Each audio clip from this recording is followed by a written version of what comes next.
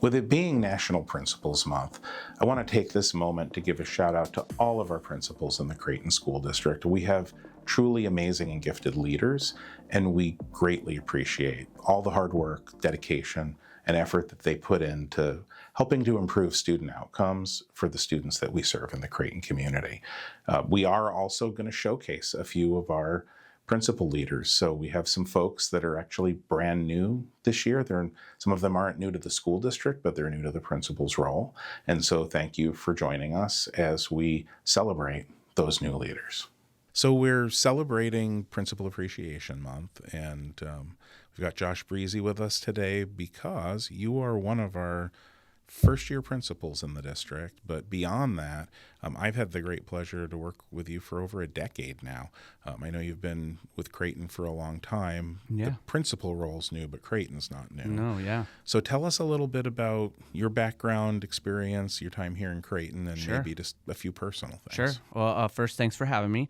Appreciate the opportunity. I come from a public service family. My mother was a nurse and my father was a school teacher for 28 years. He preferred teaching in smaller rural schools. So I think the first school he worked in was one classroom. Oh, like the old one house school, Exactly. one room schoolhouse. Exactly. And then he moved into a four classroom school where he spent most of his time. I went to kindergarten there. I didn't want to follow in my father's footsteps. To be cliche, and so I went into a psychology background and then computer science. I was working with computers for a while and realized that wasn't what I wanted to be doing. So I decided to go back to school to get my master's in education. And at the time, in Oregon is where I'm from. So in Oregon, teaching in the cities it's very competitive. So just to become a substitute in Eugene 4J School District where I was at, I think they had over 300 applicants for 100 positions. Very different than today in Phoenix, Arizona. Right? Very different. And I happen to know the HR director because of some long-term, because of my teaching placement that I did, my student teaching. And so I got in and had a great time substituting in Eugene for a year. And I wanted to go somewhere else and have a real teaching job. So I applied in Arizona because, best place for weather. And I got offered 3 positions in Creighton, Loma Linda, Creighton School, and then also Excellencia. And the team over there was great. Dr. Twist and Faith Bertamic and Gina Clark was over there at that time. And so they really spoke to me. It was a family feeling when I went to interview and decided this is where I want to be. So I started teaching at Excellencia in 4th grade in 2006. Spent 7 years in the classroom and decided that someone said, hey, you have some leadership skills. Why don't you try out coaching? And so we had the data coaches in our district. And at that time, I applied and had, found that working with adults and increasing our impact on student achievement was, I liked it a lot.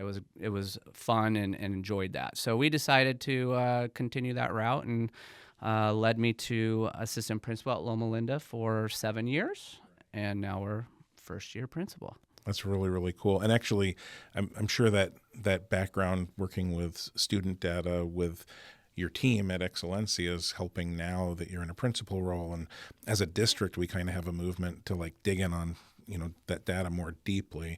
Probably your computer and technology background doesn't hurt with that. No, it definitely supports the data analysis and supporting teachers with technology needs outside of data too.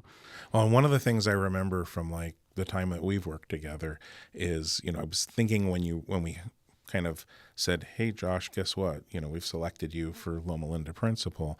I was remembering back to there was a period of time kind of early in my time here when both the principal and assistant principal from Excellencia couldn't be there. And you had to step in, I don't know if it was a week or 2 weeks, and take over as acting principal for a, kind of a short period of time. And so I guess it's not your first go around at being principal, but it's sort of your first, this is officially my job being. Sure, yes. And there was also the summer school stint I did for being the principal too. So we had a couple of experiences to get us ready for the for the big job. Yeah. So what moving from, so obviously you've had different roles in moving from assistant principal to principal, like what are the big differences, and what do you particularly love about those differences, and what's maybe a little bit challenging as you make that shift? Sure. 7 years in the assistant principal seat, you get your mindset on systems and making sure the school safety and behavior management and assisting with those things. You get pretty wrapped up in that, and so one shift right now is to let that go to our new assistant principal, Dr. V. Davis, who is absolutely amazing, and having her take on that role as I basically transition into leading the school. And my focus now is more on instruction and supporting teachers and coaching and making sure that we are addressing the needs of all of our students. So that has been a shift that has been slightly challenging, but at the same time, it's really fun to be able to help train and coach somebody new to that position as well. Being the team lead for the assistant principals and supporting that role has made it easier for me to help Dr. V. Davis with that transition as well. Yeah, that makes sense, because you were kind of like helping to support and coach new APs as we were bringing them on board, because you were one of the more senior APs on our team before shifting into this role. So like apparently that worked out as practice for what you're doing with your brand new assistant principal. But one thing I noticed in like the dynamic between the two of you, so I had the great pleasure to join you, I think it was last Wednesday, for one of your data-days, right? And you're working with all of your teams on looking at student data and figuring out problems of practice and all those types of things. And watching the two of you work together, obviously the partnership's very strong and effective, but I also was watching how the staff kind of reacted to you as their leader. And it was obvious, like there's a ton of respect, there's a ton of appreciation, and there's a strong attentiveness to the direction that you're trying to take the school in. So obviously that doesn't just happen because you're Josh and being Josh is cool. There's some things that you're doing that are intentional. There's some aspects of your leadership style that are having that impact. Could you talk a little bit about your leadership style and, kind of how you're leveraging that to help the team move forward? Sure. We are a conscious discipline school, and I think that the foundation behind conscious discipline about creating a school family is super important. And we spend a lot of time at work. In fact, we're at work more than we are with our personal families. And I feel it's very important to make sure that work environment is, like home, right? So it's our second family. And in order to do that, people need to feel safe, trusted, be communicative with everybody so that, people enjoy being at work. So it's very important that we really embrace that school family feel. And it goes all the way down to the classroom. We talk about our class families, our grade level families, our school family, and I know we're moving with Ruler as well, and there's some things embedded within Ruler that really align with that family feel. And so part of it is, let's have fun at the same time. We have a huge job ahead of us. It's very challenging, and teachers work harder than any other profession in the world, and everybody that supports the school is also hardworking. And so it's very important that we provide an environment where people want to be there. And so, Tracy or Dr. V. Davis has been a great addition to that, and we do complement each other. And so I give thanks to the executive team for supporting us and really picking two people that work well with each other, because the vision is embraced by all, right? And so it was nice to have you and Dr. Pombo on campus to see our data-wise. We had very productive professional development, and teachers got very vulnerable and really looked at, hey, where are we at? Because this is where we are, and that's okay, and it sets our foundation so that we can move forward and we know where we're going. So it really, gave us that vision and streamlined our focus. Yeah, and there appeared to be some intentionality behind sort of the layout and the framework of the day to help create that opportunity for teachers to be able to, kind of create a permissive space for being vulnerable.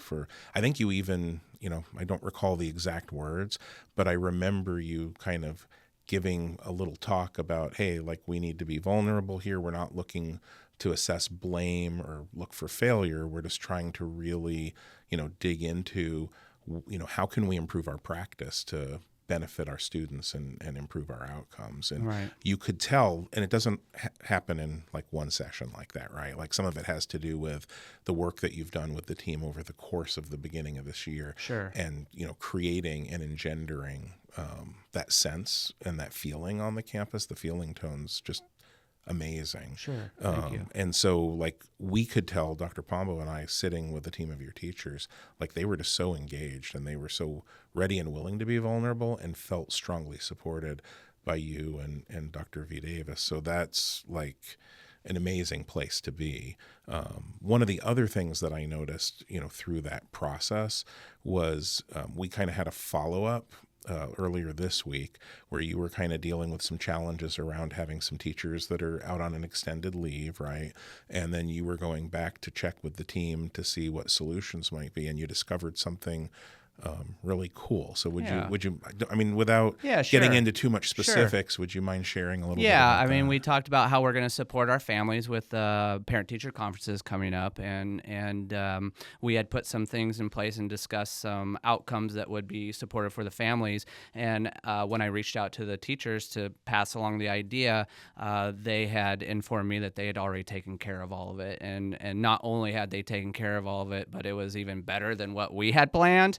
And that really, it made me emotional just because like we have such an awesome family and great teachers that they really go above and beyond and do what's necessary to support our kids and our families. And it's just the best, right? It really feels great being at the school. And, I don't want to take all the credit. Dr. Burgess also has a hand in where we're at as a school family and taking over her leadership and continuing what we had built together. And now with me and Dr. V. Davis, we really have a strong foundation, and at the end of the day, we're going to move kids. Yeah. Well, and, we always stand on the shoulders of giants, right? And thankfully you have the advantage that you were part of that team with Dr. Burgess. So like continuing that work's a little bit easier for you than maybe somebody who's coming in from the outside. Sure. Because you kind of knew what trajectory you were on and you knew what for you as a leader was working and what wasn't. Right. But I want to compliment your leadership style because not every leader creates an environment where the teachers and the teacher leaders on the campus feel comfortable to start moving in a direction to solve a problem without checking in first, right? So by the time you checked in, they were already way down the road with better solutions than what were intended. So I think that's a powerful positive of your leadership style. And we're all different, we're all a little bit different in our leadership style, but it doesn't mean it's right or wrong. Right. And that's why today we really wanted to take a moment to share our appreciation for you, for your entire team at the school. But, with it being Principal Month, we thought it'd be a great time to get to showcase you, the great things that are happening at Loma Linda, and just really appreciate you taking the time today. Thank you. I really appreciate having the opportunity to be down here and speak with you and share what we got going on at Loma Linda. Awesome. Thanks, Josh. Well, so happy to have you here with us today. We're having a little bit of a celebration. It's Principal's Month this month, and so we have Martha Hernandez here with us today, in part because you are one of our brand new principals this year. Yes, I am. But you're not brand new to Creighton because I've had the great pleasure of working with you the entire time I've been here, and I know your history here extends well beyond that. So would you mind, sharing with people who are watching or listening to this a little bit about sort of your history here in Creighton and your background beyond that, and a little bit about you personally? Yeah, of course. Thank you, first of all, for having me here. I'm super excited. And so, I've been with Creighton School District for 22 years. Oh, wow. And I've only worked for two organizations. I've worked for Basha's and Creighton only. So a little bit of background. I started as a sixth grade teacher at a dual language program at William T. Mackin. Growing up, I wanted to be a lawyer forever until I was in middle school and had a really bad experience, and that kind of moved my career choice to become a teacher. And so I've just become very passionate. Ironically, growing up, you play teacher all the time. And then in the neighborhood in the summers, I was the teacher, and we would set up our front porch as a school.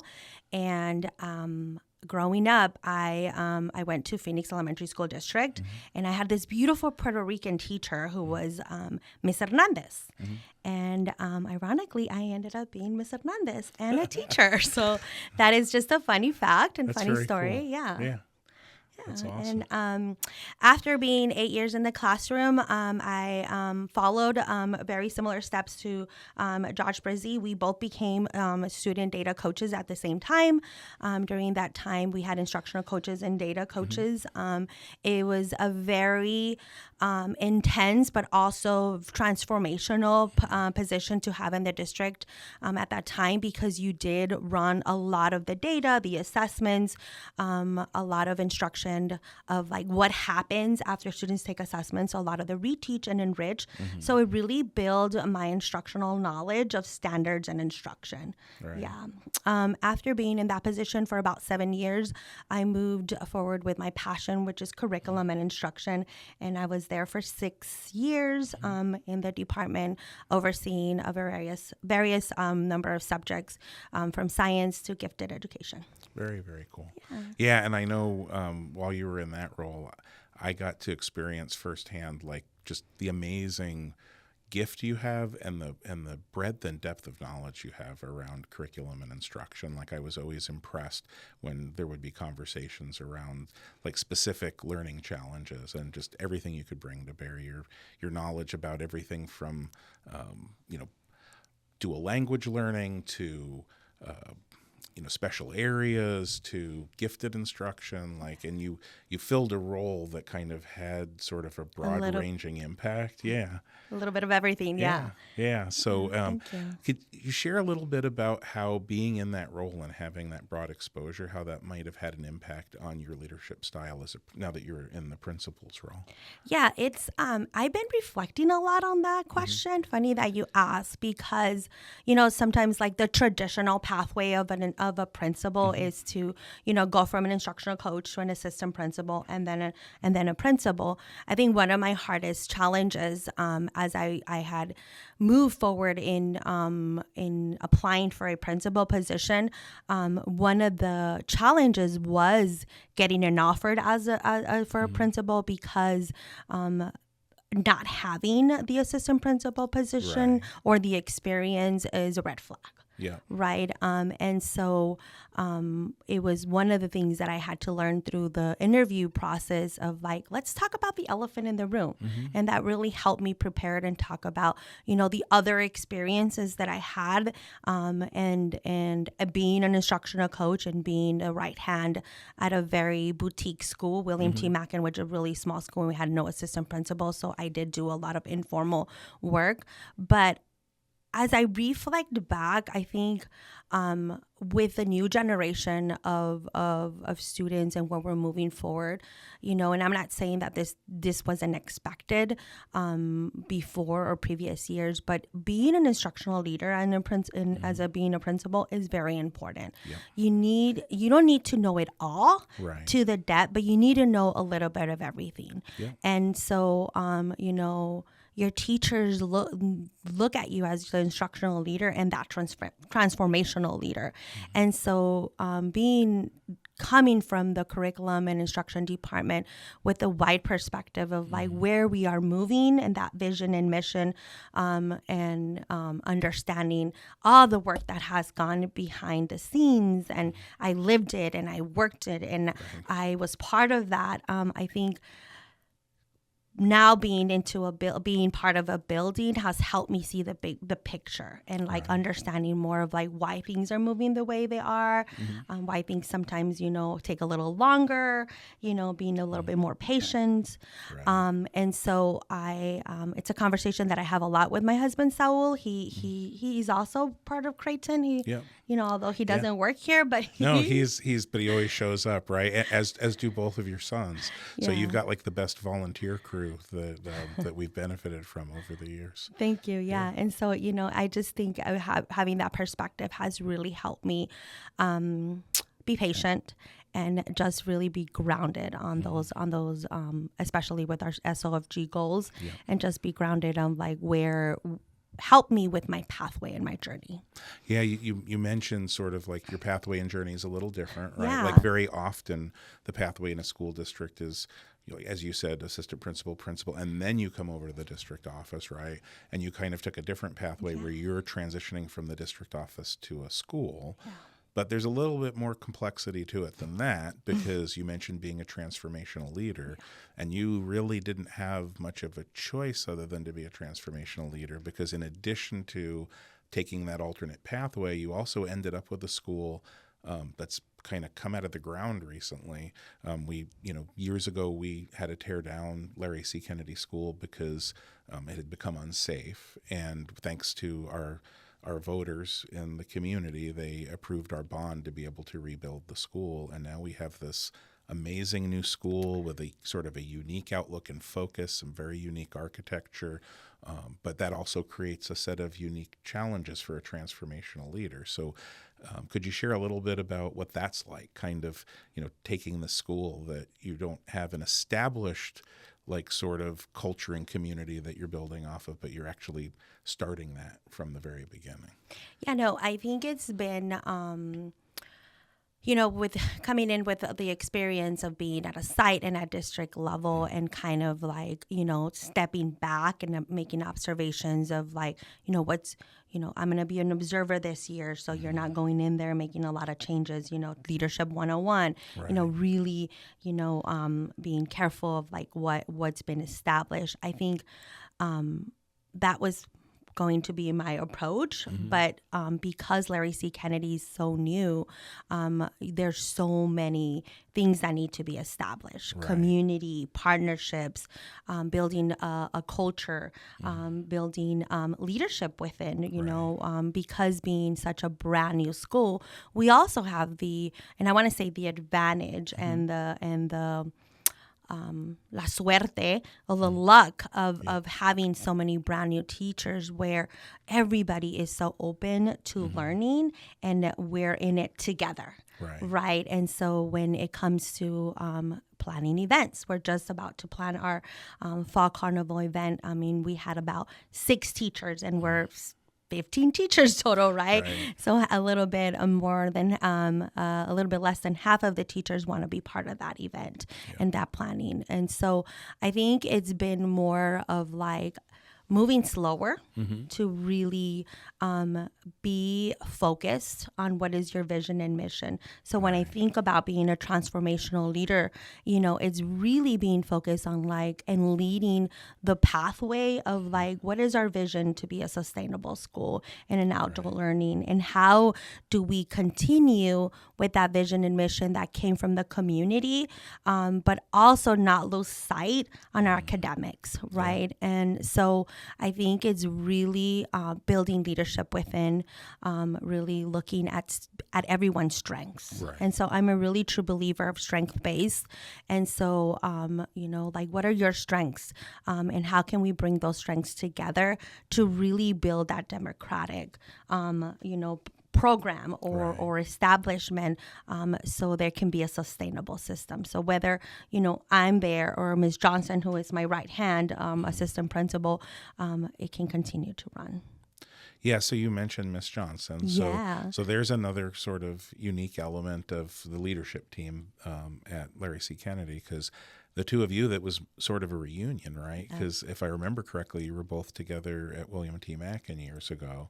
So share a little bit about how working with Evan and how that impacts, the way that you're developing leadership on your campus and growing your campus, and the fact that you had this prior relationship. Like, how does that play into everything? Yeah. Now, Evan and I think, are like peanut butter and jelly.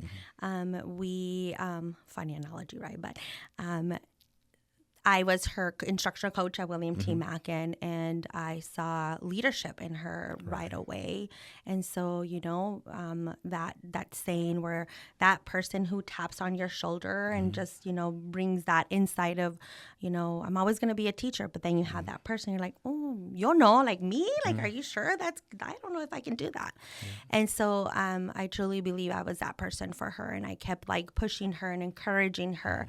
And I'm pretty sure I'm not the only person, but we work together as a team at Mackin, and then I had the honor to continue to work with her as a coordinator at William T. Mackin a couple of years ago. So when we went back this year, when we're back together, it's just been such a pleasure because we're very similar in our leadership style. And so we're both instructional leaders also. And so we are always just thinking about the best practices and how to continue to build that leadership in the school. I think we are, we go back to the years that we were at Mackin together and some of the great plans that we put together to really support academic achievement and how we had helped, not helped, but had helped supported with student growth there. And so we kind of already know like what that looks like, what are some specific steps. Her biggest strength is data. I think she's really good with data, and I love data too, and I'm data driven. But I think her strength is there, and also thinking out of the box of like how can we bring in our community and really encourage our students to become aware of their goals and become aware of where they are. And so she's always that partner of like, how can we bring the data? How can we bring it into the announcements? How can we bring it into the students and display it in the school? That's awesome. So yeah, it's been a great partnership. Yeah, it sounds like a great partnership. And thank you for joining us today. And just, really what we wanted to do was take a moment to get to appreciate you, not only for everything that you've done in the district over the years, but especially for stepping up to be a principal. And this felt like the right time to share our appreciation with it being Principals Month. So thanks for being here Thank you today. so much. I'm really loving this position as a principal. Awesome. Thank you. Thank you.